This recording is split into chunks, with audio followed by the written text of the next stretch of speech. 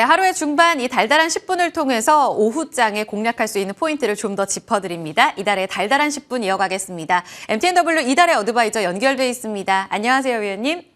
네, 안녕하세요. 네, 시장 분위기 양시장이 좀 엇갈려 있습니다. 일단 이 투자자들을 위해서 오후장 공략 포인트부터 확인해 보겠습니다. 함께 보시죠. 다시 긴축을 바라보는 시장.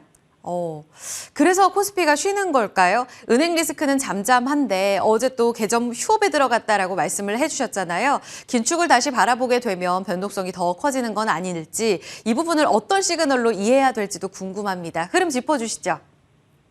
네, 그러기 위해서 뉴욕 지수 상황부터 좀 보고 가도록 하겠습니다.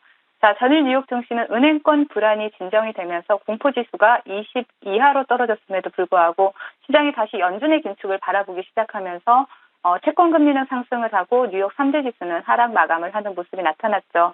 컨퍼런스 보드의 소비자 신뢰 지수는 104.2로 전달 대비 상승을 했고요. 그리고 이 조사가 3월 20일까지 조사된 이러한 설문을 토대로 발표된 것임을 감안을 한다라면 은행 위기에도 불구하고 소비자들의 심리는 꺾이지 않았다 이렇게 볼 수가 있겠습니다. 주택 시장에서 공신력이 높은 케이스 실러 주택 가격 지수를 보신다라면요, 전달 대비 0.43% 하락을 했고요. 7개월 연속 하락세를 이어가면서 전달 대비 2.5%로 2019년 11월 이후 최저치를 기록하는 모습이 나타났습니다. 자, 이 지표를 고안해낸 로버트 실러 예일대 교수는 아직도 집값이 너무 높고 또 6개월 이후에는 더 낮아질 수 있다 이렇게 말을 했고요. 그리고 주택 매입을 미룰 수 있다면 그렇게 하라고 이러한 조언까지 했습니다. 리치몬드 패드 제조업 지수는 마이너스 5로 전달 대비 상승을 하긴 했습니다만은 여전히 위축 국면을 나타내고 있다라고 보실 수가 있겠고요. 그리고 전반적인 시장 분위기와는 반대로 실물 경제는 계속해서 침체로 한 발 한 발 다가가고 있는 모습이 나타나고 있다. 이렇게 정리를 해드리겠고, 그리고 국내 지수 상황 좀 살펴보겠습니다. 외국인들의 매도세가 지속되는 가운데 우리나라 지수는 혼수세를 나타내고 있습니다. 코스피에서는 기관, 코스닥에서는 개인들이 지수 방어에 나서고 있는 모습입니다. 외국인들의 수급이 다시 에코프로, 그리고 LNF, 코스모 신소재와 같은 이러한 2차 전지 업종에 집중되고 있는 이러한 모습이 나타나고 있는데요. 사실 2차 전지 업종은 제가 한마디로 표현을 해드렸었죠. 좀비 같다. 이렇게 말씀을 드렸었는데 정말 진짜 좀비처럼 다시 살아나는 모습이 오늘 시장에 나타나고 있죠. 오전에 지속적인 매도세를 이어가던 외국인들이 중국 증시 개장 이후에 코스닥 쪽에서 매도 물량을 일부 다시 걷어들이는 흐름이 나타나고 있기 때문에 오후장까지 좀 수급 상황을 지켜봐야 될 것 같습니다. 자, 국내 테마 동향 좀 살펴보겠습니다. 이거는 차트를 보면서 말씀을 드리도록 할게요. 자, 어제 이어서 오늘도 OLED 관련주들이 강세 흐름을 나타내고 있는데요. 어제 상한가를 기록했던 야스가 오늘도 상한가에 안착한 모습이고 그 뒤를 이어서 인베니아 그리고 일진 디스플레이, 세진 TS와 같은 이러한 관련주들이 그 뒤를 따라서 강세 흐름을 나타내고 있는 모습입니다.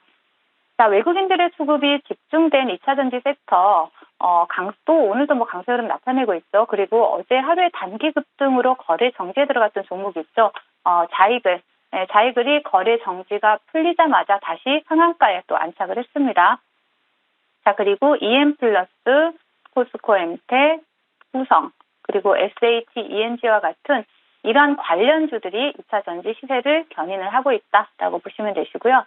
2차 전지로 수급이 분산이 되면서 전일 시간에까지 굉장히 강했던 반도체 관련주들은 오늘 사실 다소 소외되는 분위기가 나타나고 있습니다. 삼성전자 이슈로 전일 시간에 상한가에 안착했던 그러한 종목이죠. 하나마이크론과 또 캠트론과 같은 관련주들이 좋은 흐름을 보여주고 있기는 하지만 사실 2차 전지 업종에 비해서 크게 주목받지 못하는 모습이다라고 볼 수가 있겠고요. 시장 대응 전략을 드리자면 오늘 반도체 관련 중소형주와 또 삼성전자의 흐름만 좀 비교를 해보시더라도 현재 시장에서 어떤 종목을 매매하셔야 할지 확실하게 좀 아실 수 있을 거라고 생각을 합니다. 지수 상승은 제한된 가운데 중소형 테마주의 순환매 장세가 지속이 되고 있고요. 또 이러한 장세는 당분간 지속될 것이다라고 이렇게 말씀을 드렸습니다. 현재 소비자 물가지수가 생산자 물가지수를 다시 앞지르기 시작했습니다. 향후에 기업 이익 추정치가 잠시 좋아지는 듯 하면서 가치 투자, 장기 투자 하시는 분들을 현혹시킬 수도 있습니다. 하지만 금리가 충분히 내려와서 제조업 지수들이 돌아나가고 또 시장의 유동성이 충분히 공급되기 전까지는 다른 지표들에 현혹되지 마시고 중소형주 위주의 단기 수익 전략 유지하시면서 차곡차곡 수익을 좀 쌓아나가시기를 당부를 드리겠습니다. 어제 지수가 올라서 좀 흥분하는 그런 대형주를 보시는 분들이 많으셨을 텐데 그때도 아직 시그널 아니다라고 말씀해 주셨고요. 여전히 중소형 테마 살아있다. 이쪽에서 기회 찾자 하셨습니다. 그럼 오후장 공략할 섹터도 이런 테마성으로 좀 움직이는 쪽일지 궁금합니다. 바로 확인해 보죠. 로봇 관련주입니다. 올해 테마로 주인공 역할을 해주죠. 오늘은 전체적으로 두산 로보틱스 지분 있는 두산 빼고는 좀 조용해요. 지금이 기회인가요? 네, 맞습니다. 요즘 시장을 보시면 2차 전지라든지 반도체라든지 OLED 관련주들을 가지고 있지 않다라면 소외받는 시장이죠. 가는 종목이 계속 가고 있기 때문에 미리 선점한 투자자분들이 아니라면 사실 따라잡기도 좀 부담스러운 상황입니다. 지수의 상단이 고정된 상태에서 테마의 순환매가 지속이 된다라면 우리는 지금 가고 있는 섹터보다는 잠시 쉬는 섹터에도 관심을 가질 필요가 있겠죠. 자, 어제 산업통상자원부는 2023 로봇 미래전략 컨퍼런스를 개최를 했습니다. 여기서 로봇 산업의 중요성을 강조를 했고요. 그리고 또 아울러 우리나라가 글로벌 로봇 강국으로의 도약과 또 국내 로봇 대중화를 위한 정책적 지원을 강화하기 위해서 첨단 로봇 산업 전략 1.0을 올 상반기 내에 마련할 계획임을 밝히기도 했습니다. 사실 지금 시장에서 주목받고 있는 섹터를 공략하는 게 가장 빠른 수익을 주는 이러한 매매임은 맞죠. 그러나 기대 수익만큼 리스크를 짊어져야 하기 때문에 대응이 어려운 대부분의 투자자분들에겐 다소 어려운 부분일 수 있습니다. 제가 본방송을 통해서 우주항공이라든지 양자암호라든지 반도체, OLED와 같은 향후에 주목받을 섹터에 대해서 미리 선점해 드렸다라는 부분은 다 기억을 하실 겁니다. 화려한 상승에 현혹돼서 추격 매수를 하기보다는 오히려 충분한 재료를 가지고 있으면서도 또 잠시 시장 주도권을 내어주고 있는 이러한 로봇 관련주들에 대해서 지금 시점에서 관심을 가져보는 것이 현명한 투자다 이렇게 말씀을 드리겠습니다. 네, 그럼 로봇 관련주 안에서도 선별이 굉장히 중요할 것 같아요. 신고가 달리다가 쉬는 쪽일지 덜 올라왔던 쪽에서 기회를 찾아볼지도 궁금합니다. 보시는 공략주 어떤 종목인가요? 네, 바로 KPF입니다. SBB테크 지분을 거의 40% 가까이 보유를 하고 있고요. 또 자회사 인수로나 성장 지속이나 또 과도한 저평가에 대한 분석도 이어지고 있고 또 최근에 삼성이나 현대, LG와 같은 우리나라를 대표하는 대기업들 모두가 177조에 해당한 로봇 사업에 본격적으로 뛰어들고 있고요. 그중에서도 가장 두각을 나타내고 있는 쪽이 로봇용 감속기 쪽이죠. 그렇기 때문에 아직 바닥권에서 시세를 분출하지 않은 동종목을 좀 관심 있게 보실 수가 있다라고 말씀을 드리겠고 차트를 보시겠습니다. 자, 차트 보시면 KPF 같은 경우 좀 크게 보시더라도 일단 한번 시세를 주고 조정이 나온 이 바닥권에서 아직 시세를 준비하고 있는 모습이 나타나고 있죠. 그렇기 때문에 동종목 같은 경우에는 일단 분할 매수로 접근하시면 좋을 것 같고요. 목표가 8,500원 설정해드리겠고 손절가는 하단에 5,500원 설정해드리도록 하겠습니다. 네, SBB테크의 모회사로 볼 수 있는 사실 SBB테크 너무 달렸잖아요. 이 안에서 다시금 이제 모회사도 뒤따라갈 수 있는 흐름 기대해 보겠습니다. KPF 8,500원까지 제시해 주셨습니다.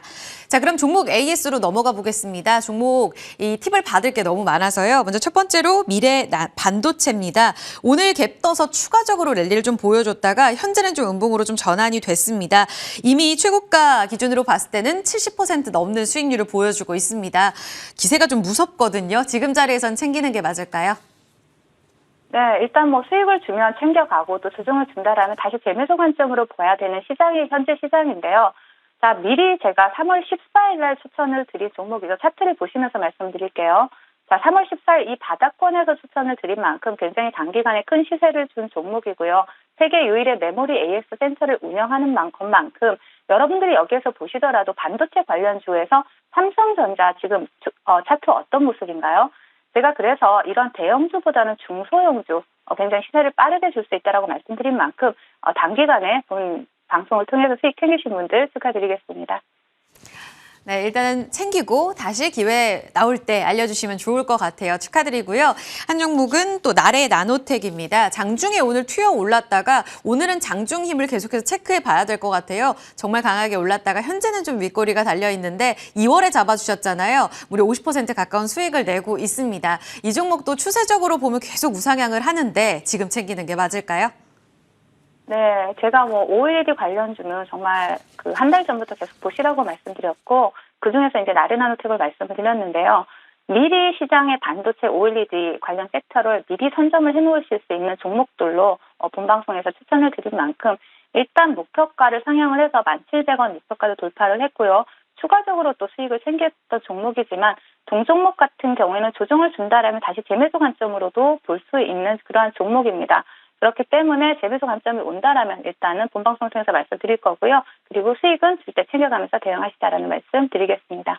네, 다음 종목은 센즈랩입니다. 보안 관련주 안에서 바닥권에서 쉬다가 오늘 장대 양봉 보여주고 있습니다. 10%의 급등세 보여주는데요. 19,000원 목표가까지 얼마 남지 않았습니다. 그대로 홀딩입니까? 아니면 추가적으로 뭔가 TP 조정이 더 있을까요?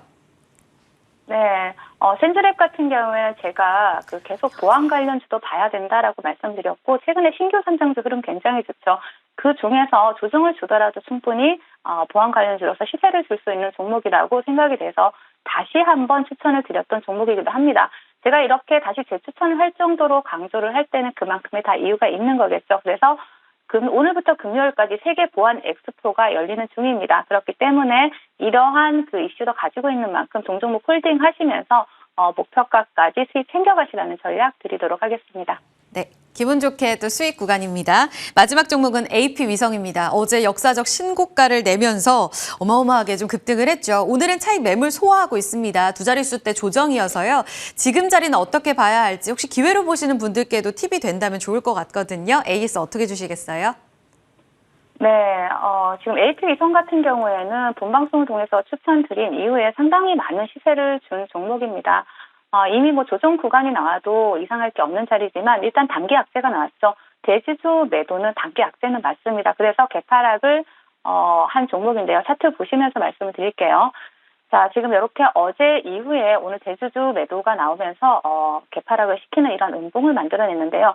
사실 종목을 보기보다는 사실 대주주 물량도 그렇게 많지는 않아요. 단기 악재는 많지만 장기적으로 주가에 영향을 미칠 악재는 아니다라는 것이죠. 전체적으로 우주항공 테마를 본다라면 스페이스X가 국내 진출에 대한 그 항공법인을 설립한다라는 이러한 이슈도 있고, 또 정부에서 우주개발 사업 확대에 따른 이러한 중장기적 수혜도 있습니다. 이렇기 때문에 우주항공이란 큰 흐름에 있어서 이러한 대주주 매도 같은 경우에 단기적인 노이즈일 뿐이다라는 것이죠. 그래서 여기서도 보신다면 대주주가 다 매도를 한 게 아니죠. 그냥 조금 매도한 겁니다. 그래서 이번에 조정을 준다라면 오히려 기회일 수 있다라고 저는 보여지고요. 그래서 동종목 같은 경우 단기적으로 본다라면 이 차트상에서 이 자리입니다. 자, 일단은 이 2만 원 라인을 이탈하지 않는다라면 충분히 재조정 관점으로, 재매수 관점으로 볼 수 있다라고 말씀을 드리겠습니다. 네, 단기적인 악재 소화하고 있는데요. 2만 원 선 계속해서 지지하는지 여부 보면서 장기적으로 우주 모멘텀은 살아있다 강조해 주셨습니다. 차트적으로 잘 체크해야겠네요. AS 여기까지 듣겠습니다. 지금까지 달달한 10분 채워주셨어요. 이달의 어드바이저와는 여기서 인사 나누겠습니다. 위원님 말씀 잘 들었습니다. 네, 감사합니다.